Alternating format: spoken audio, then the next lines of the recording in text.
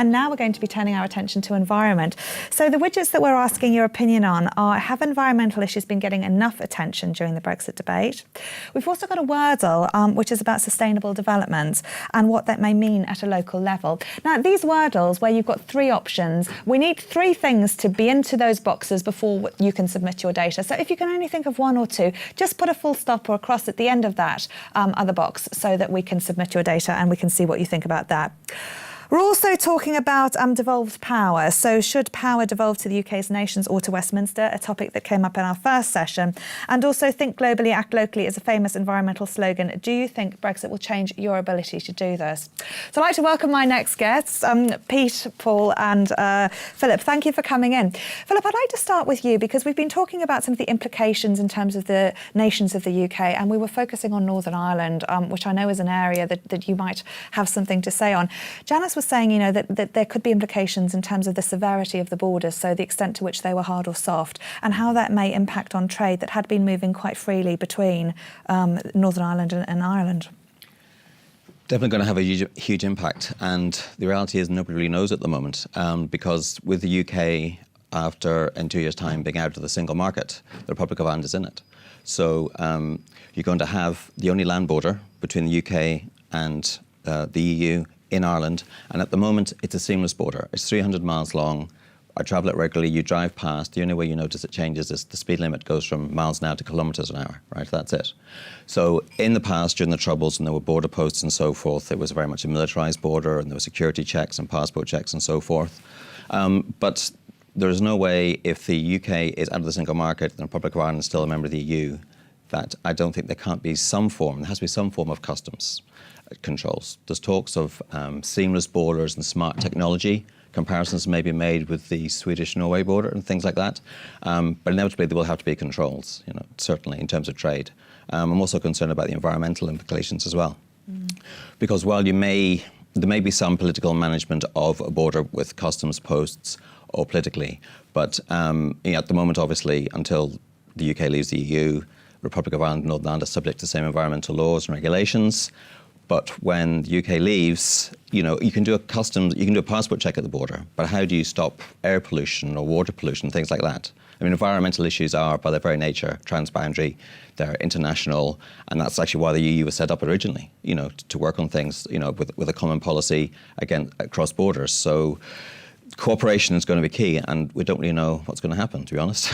It's a difficult one, isn't it? I mean, we asked earlier about motivations to belong to the EU, and we were saying, it is a selfish thing. We are in it to further our neighbours and to help our neighbours, but ultimately it's for our own country.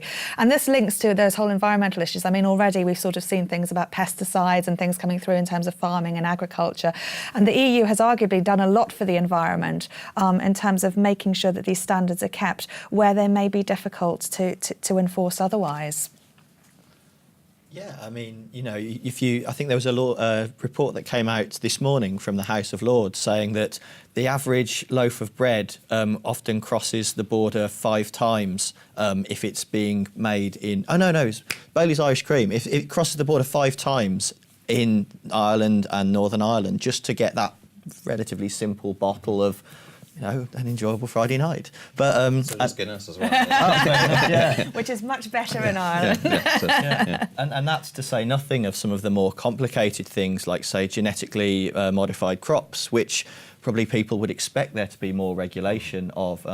If we're trying to move forward and kind of invent new farming technologies, new techniques, then the more we diverge from the EU, the more that it would become difficult to do some of these very important cross-border supply chains and cross-border academic research. If we're allowed to do different things to the rest of Europe, but we're trying to invent something with a whole European market, this all becomes complicated.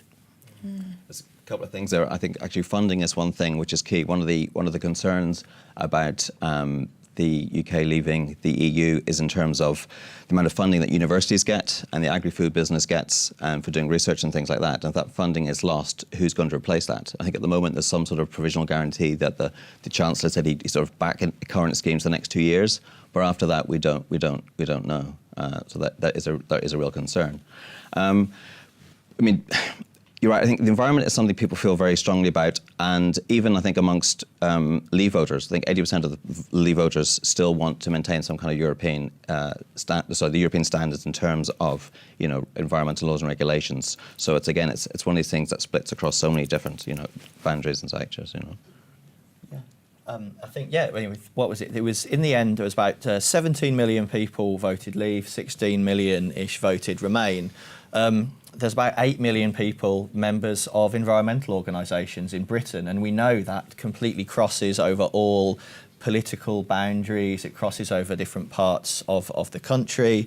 One of the odd parts about environmental issues is that they don't tend to fall along party political lines. There's different ways of being interested. Some are more left-wing, some are more right-wing, and I think that's one of the odd parts about Brexit, and the fact that we've barely talked about the environment is we really don't know how these big changes, people weren't necessarily talking about leaving the EU, it wasn't wide conversation even 5 years ago, and so we have no idea how environmental opinion maps onto some of these huge political changes. I don't think it played out in the whole run-up. I mean, people talk about national identity, they talk about the economic case, they talk about immigration, taking back control, borders. Borders obviously is particularly unique to the island of Ireland, but nobody really talked about the environment. And I think there's something like 650 laws we have in the UK at the moment, which has sort of come from Europe. So how those laws are going to be transposed into UK law after the next 2 years, it's going to be the crucial thing. And I mean, we can't just be all doom and gloom. I mean, I think basically three things could happen. Things could pretty much remain the same. There could actually be an opportunity for the UK to sort of be maybe a world leader and sort of, drive or increase standards, tougher standards or regulations in some things. So they could actually, in that sense, be a global or world leader in some environmental standards or protections. And I think this is probably more concerned with maybe the Green lobby, if I can call it that. They're worried that without that sort of, Europe, which basically implemented and drove, it was the main driver of environmental policy since 1972, essentially, really, since Stockholm. They've sort of driven this agenda of environmental policy, and it has expanded and expanded. Most countries have more or less adhered to it. But it's that sort of, monitoring, enforcing, and ultimately the European Court of Justice, which now the UK wants to leave, which is actually enforced and that's fined, countries who haven't maintained it. So without that sort of watchdog, which some don't like because it's, it's Brussels or it's Europe, I think the real concern is there that standards, environmental standards may slip if people aren't there to enforce them and watch them, which is pretty much what the EU's role was as well. We asked our audience about whether they thought environmental issues had been getting enough attention. Let's see the results from that poll. So unanimously, people are saying no, they didn't. So really echoing what you're saying there, Philip. So if that's the case, I mean, what can we do about it? Does that mean that the UK is just going to drop the ball on the environment like the US has done? I don't think so. I mean, it was promising when the Prime Minister said, after she triggered Article 50, she said that the UK would transpose existing environmental law into the UK law, and that the UK would sign the Paris Agreement or Accord on climate change. So that was positive. And actually that is a big question, because so many international treaties on things like, transportation of hazardous waste or rare species of animals, endangered species like that, or things on wetlands, all these sort of international conventions people may have heard about. The UK sort of subscribes to those or adheres to those because the EU ratified it and the UK is a member of the EU. So there is a big debate as to what extent the UK will actually now have to sort of maybe sign up some of those individually as a nation state, or whether the existing EU legislation sort of still stays on the books and still counts. So, yeah, I'd like to give you a straight answer, Karen, but there is just so much uncertainty. I'm afraid that's just what it's, that's what it's racked with. And, one thing we've learned about is be wary of experts or profound opinion, Paul, I wonder if you'd like to come in on some of this, because, your background is religious studies, and as we often talk about with religious studies, we very rarely talk about religion. But you're more interested in the impact in terms of, how people actually are motivated to campaign for things, and this whole issue of global and local. Well, one of the things that interested me, there was a report after the Brexit vote, which was the National Centre for Social Research, and the findings, a lot of findings that were all we all understand that the vote wasn't a left-right vote, that it cut across generations and genders and so forth. And one of the other findings of the report was that it was, according to the author Kirby Swales, that it was the transplantation of the American culture wars to the UK. And this idea of culture wars is something I'm quite interested in right now. When we think of culture wars, we usually imagine Christians and freethinkers in 19th century Britain, or more likely we think of the moral majority in the US in the 1980s. So we tend to think of a sort of religion secular thing. The new culture war that we're experiencing now seems to be one about experts and institutions. People don't seem to have the same faith in science, for example, that they may once have done. So, for example, Donald Trump's famously said that climate change was a hoax perpetrated by the Chinese, I think he said. So part of the issues around Brexit and the environment, Brexit and climate change, are that we're dealing with also this crisis in our culture. It's not, of course, not just the UK, it's wider than that. And it's a crisis of knowledge. Who do we believe? Who do we trust? Who do we relate to? And given that, how do we move forward? Because as has been eloquently stated, climate knows no borders. Climate change isn't bound by legislation. It affects us. To be trite, the environment is all around us. We can't escape it. And if it really is changing in the way some of the modelling suggests, we really do have to do something about it. We asked our audience about the extent to which they thought think globally, act locally would affect, to what extent Brexit would affect that. Let's see what they had to say. 46% are saying yes. They do think that Brexit will change their ability to think globally and act locally. What is your take on this?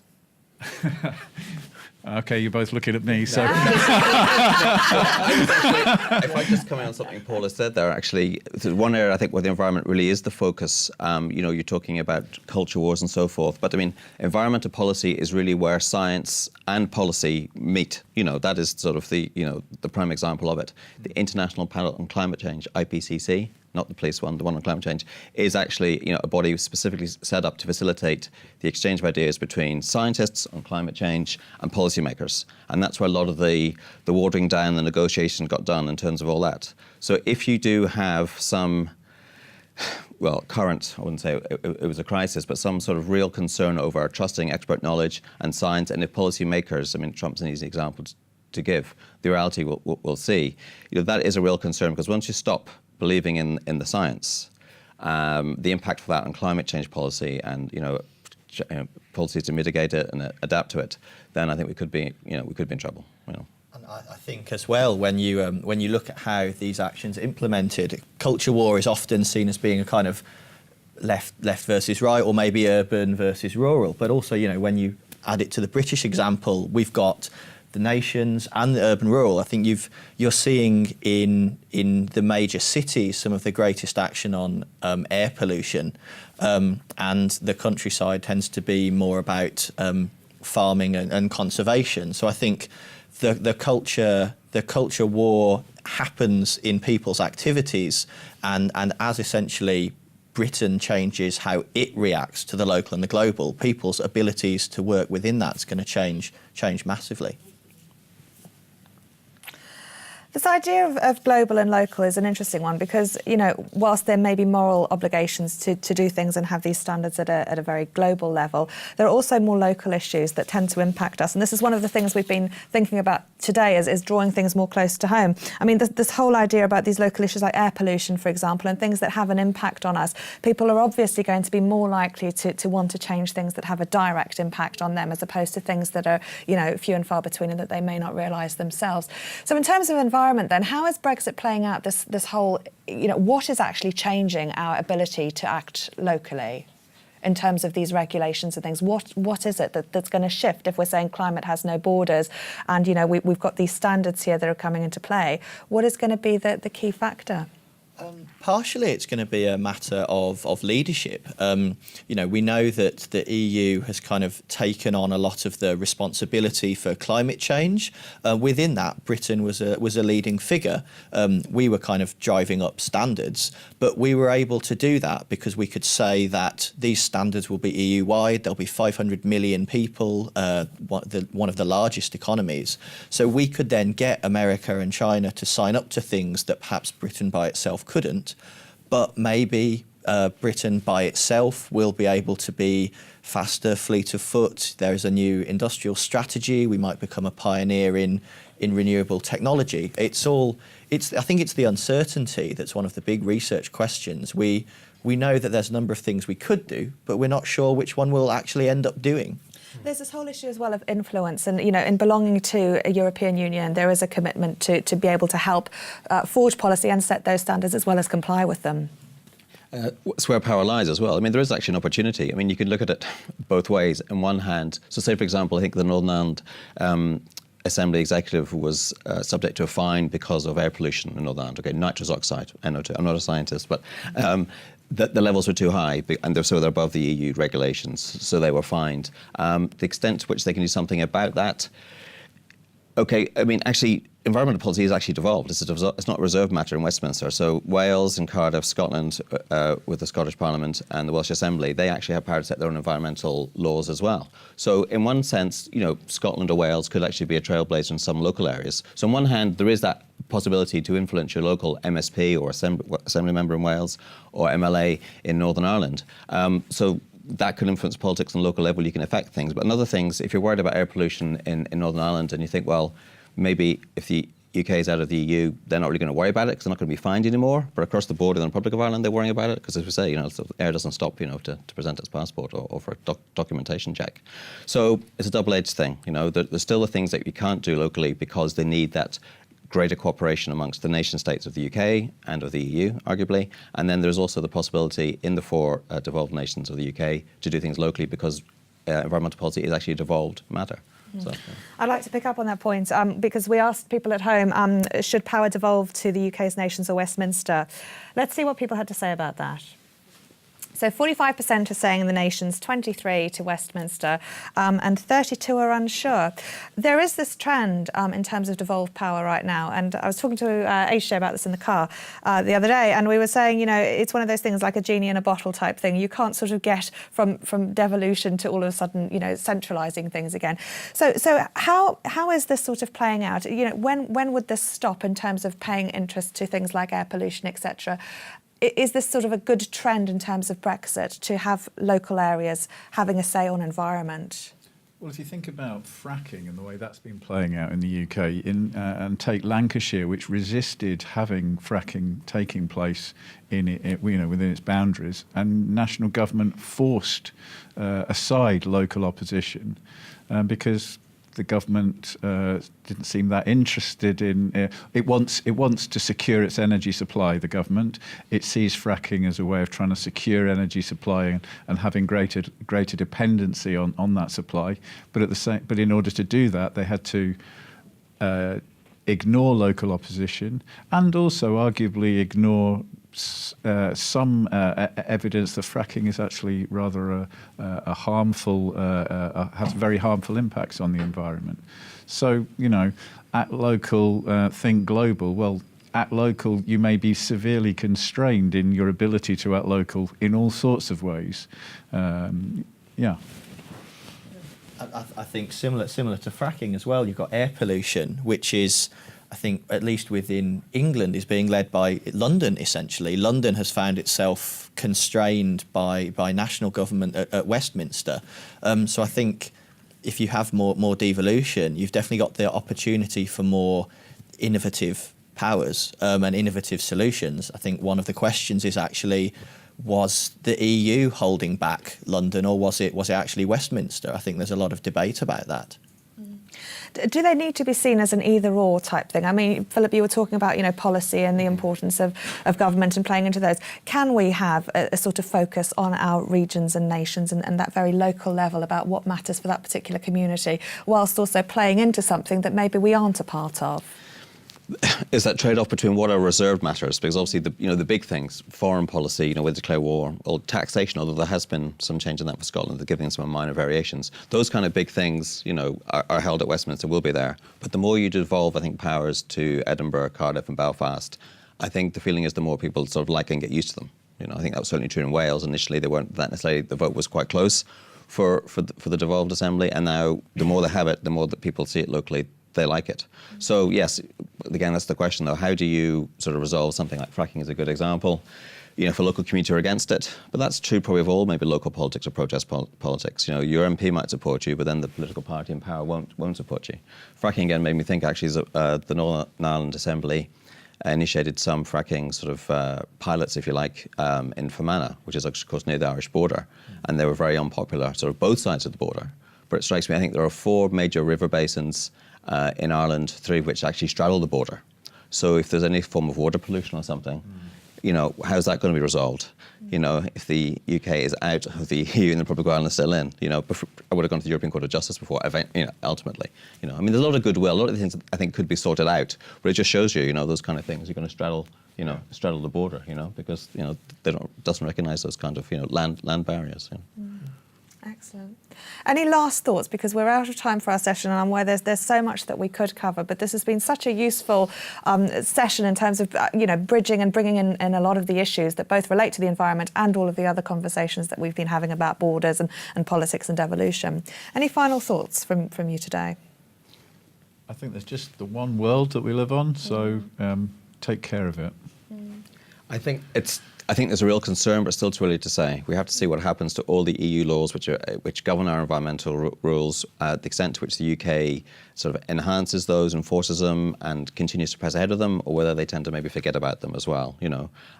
So I think things will either pretty much stay the same. There might be less regulation, in which case standards may slip, or there is still the opportunity, if we want to be positive, to say that the UK still could forge ahead and be a pioneer in some of these in regulations and improving environmental standards. We don't know yet, unfortunately. And I think I'd say, it's not been a big part of debate so far, which actually means that there's everything to play for, and that if people are strongly motivated in the area, now's the time to get involved. Thank you so much, Paul, Philip and Pete, for coming along today and talking about that.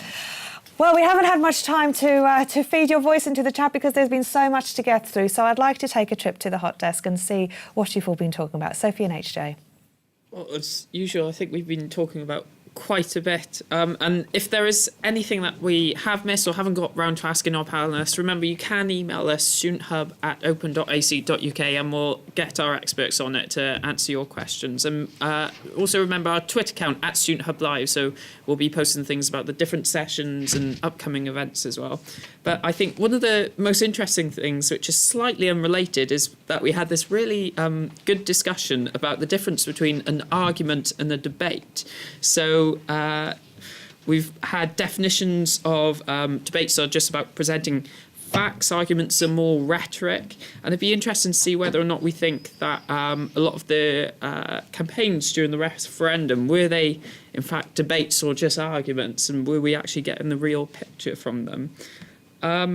I think another thing that was brought up as well is whether or not Brexit will affect the EU, because there's lots of EU funding going into certain projects, and will the UK support some of these projects going forward? Yes, I think it's business-wide. It's not just EU or education. There are lots of businesses who have branches over in the EU. So it'll be interesting to see if anybody works anywhere that has a branch in the EU or anything like that. If anyone knows what's going on with their business or where they work, it'll be interesting to feed that into the next session. So any questions on that, do let us know and we'll try and pop those forward. And it has been... The environment is always quite divisive, and I do think it's been a very interesting conversation, actually. So if we've missed anything, please do let us know. Like you say, email or tweet us. Yes. I think some just great short points that came out is that we talked about some people think that the EU actually could do a lot more and be a lot stronger when it comes to environmental legislation. So some people think that there's not enough, and they point to, some of our panellists did, the pollution in London. And one of the things... post-Brexit that Stuart brought up is whether or not we'll be able to continue with our environmental standards, or will business have too much of an influence. And we also had some great stuff earlier. We were talking about migration and effects on young people, whether it benefits us or not. So, so I think people were ready for the session even before we started. I'm very proud of us because there has been very little conversation about lunch, and we're coming up to 11:30. So if people could also let us know what they're doing for lunch, that might spur us on for the last half an hour. Yes, I think one of the things I'd just like to pick up, we talked about outlooks on employment and what we expect, and whether this free movement has been a good thing culturally, socially, and we had some worries about our place in science and technology as well, whether that will be affected post-Brexit. So perhaps we'll ask our expert panel and see what they think about that one.